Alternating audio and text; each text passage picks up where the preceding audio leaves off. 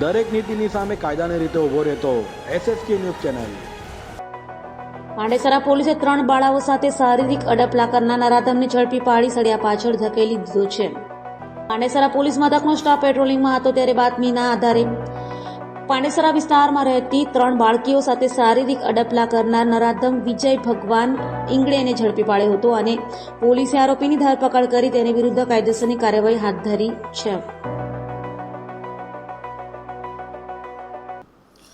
ગઈ તારીખ 9/5/2024ના રોજ પાંડેસરા પોલીસ સ્ટેશન ખાતે એક ફરિયાદી બહેને પોતાની 8 વર્ષની દીકરી તથા તેમના બિલ્ડિંગમાં રહેતા અન્ય સાહેદોની બીજી 2 7 વર્ષની અને 6 વર્ષની દીકરીઓ, કુલ ટોટલ 3 દીકરીઓને શારીરિક અડપલા કરી અને વિજય ઇંગોળે કરીને નામનો એક ઈસમ છે એ ભાગી ગયો છે એવી ફરિયાદ આપતા ગુનો બાળ અત્યાચારનો હોય અને પાંડેસરાના પોલીસ ઇન્સ્પેક્ટર શ્રી નાઓએ તાત્કાલિક IPCની વિવિધ કલમો તથા પોક્સો એક્ટ હેઠળ ગુનો નોંધી અને આરોપી મૂળ વિજય ઇંગલેનો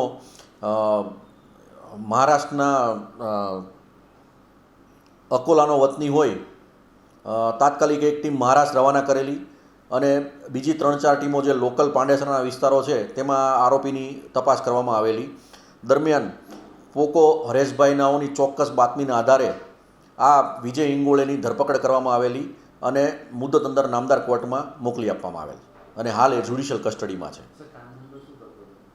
આ વિજય ઇંગોળે છે એ ઉંમર વર્ષ 50નો છે અને એ વોચમેન તરીકે કામ કરતો હતો.